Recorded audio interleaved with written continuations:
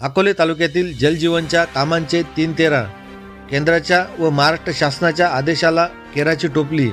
अकोले तालुक्यातील शिंगणवाडी येथील जलजीवन कामाची समाजसेवक अनंत महादेव घाणे यांच्याकडे स्थानिक ग्रामस्थांनी तक्रारी केल्या। माजी आमदार वैभवराव पिचड यांच्या नेतृत्वाखाली समाजसेवक अनंत घाणेसह तुकाराम खाडे, रामदास पिचड, सुनील पवार, कुशाबा पोकळे, निवृत्ती पोकळे, गंगा पोकळे, विठ्ठल मधे, बच्चू पोकळे आदींनी प्रत्यक्ष टाकीची व सायपनची पाहणी केली असता टाकीसाठी आणलेले सिमेंट दर्जेदार कंपनीचे वापरणे बंधनकारक असताना कुठल्या तरी कंपनीचे वापरण्यात आलेले आहे। सिमेंटच्या गोण्या फुटलेल्या व गोटे तयार झालेले आढळून आले। संबंधित कामांची चौकशी करून दोषींवर कडक कारवाई करण्यात यावी अशी मागणी पवार साहेब यांच्याकडे फोनवरून करण्यात आली।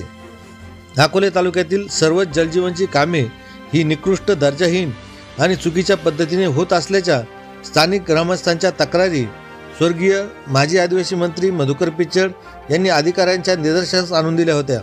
जलजीवनच्या कामातील अनेक त्रुटी स्थानिक नागरिकांनी मुख्य अभियंता मीनाक्षी पलांडे यांच्या निदर्शनास आणून दिल्या असतानाही आजही चुकीच्या पद्धतीने कामे होत असल्याने जनतेतून तीव्र नाराजी व्यक्त केली जात आहे।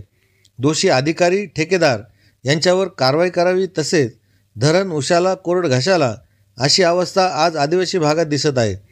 उन्हाळ्यात पिण्याच्या पाण्यासाठी वनवन भटकंती करावी लागत आहे। याकडे शासनाने लक्ष केंद्रित करून दोषींवर कारवाई करावी। दोषींवर कारवाई न केल्यास आंदोलन करण्याचा इशारा समाजसेवक सह शिंगणवाडी, पांजरे, बारंगोशी, बारी, घाटघर, रतनवाडी, मुदखेल, वाकी, चिंचोडी आदी ग्रामस्थांनी दिला आहे। याबरोबर 4 महिन्यांपासून टाकीचं काम सुरू आहे। काम अपूर्णच आहे।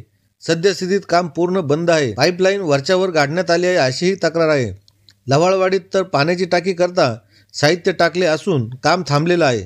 सर्व जलजीवनची कामे ही प्रशासनाच्या हलगर्जीपणामुळे तसेच अधिकारी गौल रावसाहेब व साळुंके रावसाहेब यांच्या दुर्लक्षामुळे सर्व जलजीवनची कामे बऱ्याच ठिकाणी बंद आहेत, तर काही ठिकाणी संत गतीने सुरू आहेत। सदर कामात या अधिकाऱ्यांची व ठेकेदारांची वरिष्ठांकडून चौकशी करण्यात यावी अशी मागणी सामान्य जनतेतून होत आहे। नमस्कार, मी निवृत्ती रामा पोकळे, मुक्काम शिंगणवाडी, पोस्ट उडदावणे, तालुका अकोले, जिल्हा अहिल्यानगर इथला रहिवासी असून आमच्या गावामध्ये जलजीवनचं काम डिसेंबरला या टाकीचं काम झालेलं आहे। तिथून त्या कॉन्ट्रॅक्टदाराने कोणत्याही प्रकारचा या ठिकाणी लक्ष घातलेलं नसल्या कारणाने आम्ही आज सर्व ग्रामस्थ, त्याचबरोबर आमचे समाजसेवक माननीय डॉक्टर आनंदजी घाणे साहेब ते सुद्धा या काम पाहणीसाठी या ठिकाणी उपस्थित झालेले आहेत। माझी विनंती असेल की हे काम लवकरात लवकर मार्गी लावावं अशी मी शासनाकडे विनंती करतो। 4 महिने झाले टाकीचं काम अपुरं आहे आणि दुसऱ्या बी वाडीला टाकी नाही, विहीर नाही अजून, तेव्हा आम्ही काय करावे? लवकर हे काम सुरू करावे। आज डिसेंबर महिन्यामध्ये जलजीवनच्या टाकीचं काम चालू केलं। त्या 2-3 दिवस कॉन्ट्रॅक्टदाराला तिथून त्याचं काही इकडं आलाच नाही। अजून 2 वर्षामध्ये टाकीचं काम त्याला करायचं, पण तो तिथं अजून कुठल्या प्रकारचं त्याने सुरुवात केलेली नाही। आणि इथं या आजूबाजूला घर आहेत, तिथं लहान लहान लेकरं आहेत, ते एखादा लेकरं जर पळत पळत आला आणि त्या एवढं खोल खड्ड्यात जर गेला तर त्याची जिम्मेदारी कोण घेणार? तेव्हा माझे जे कोण कॉन्ट्रॅक्टदार आहे त्याला विनंती आहे की त्यांनी लवकरात लवकर हे काम मार्गी लावावे।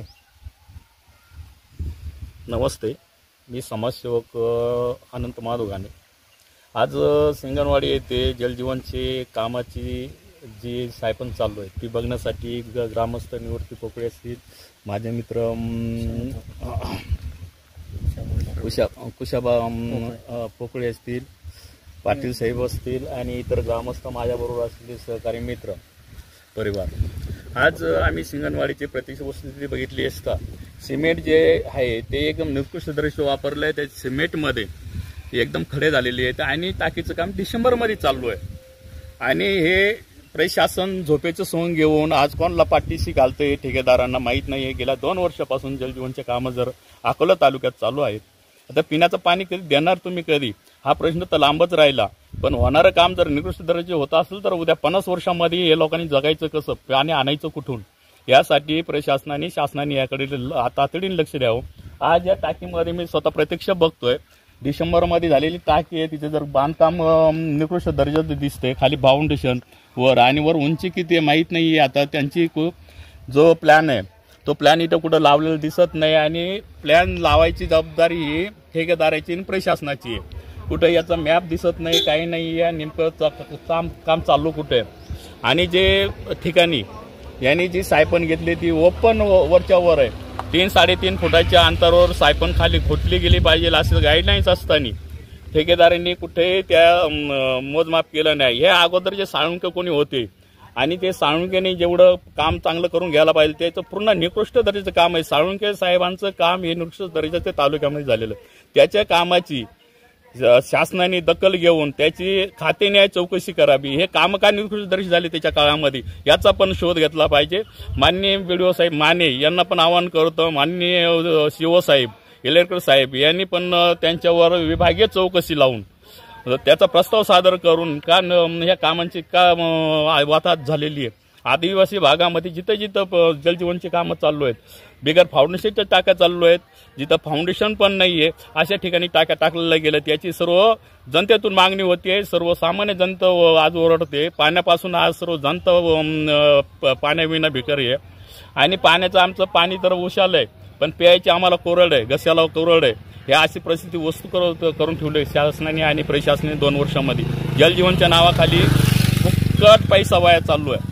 तरी प्रशासनाने शासनाने याकडे अत्यंत गांभीर्याने लक्ष देऊन आणि या कामाची चौकशी व्हावी. माननीय मधुकरराव पिचड साहेब यांनी पण जे आपले विभागीय आयुक्त आले होते जलजीवनचे मॅडम, त्यांना पण त्यावेळेस निर्देश आणून दिलं. त्यांनी म्हटले आम्ही कर्मचाऱ्यांना पाठीशी अधिकाऱ्यांना घालणार नाही, पण यावर कोणतीही कारवाई झाली नाही.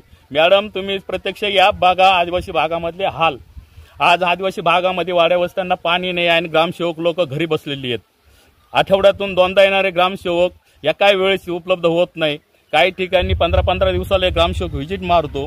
ही वस्तू जर केलो आणि असं आणि जर ग्रामस्थांना जर अकोल्यात जाऊन सांगावं लागत असेल का साहेब आम्हाला पिण्याला पाणी नाही, ह्याकडे प्रशासनाने बघावं आणि त्यांच्यावर गंभीर स्वरूपाचे हे करून कारवाई करून त्यांच्यावर कारवाई करावी आणि त्यांना निलंबित करा. अशा कर्मचाऱ्यांना जर जनतेचे हाल पेष्टा करत असतील आणि जनता वारंवार सोडून आपला फक्त पगार मिळत असेल म्हणून काम करत असतील त्या कर्मचाऱ्यांवर निर्बंध आणलेच पाहिजे. ही मी शासनाला प्रशासनाला विनंती करू थांबतो. धन्यवाद.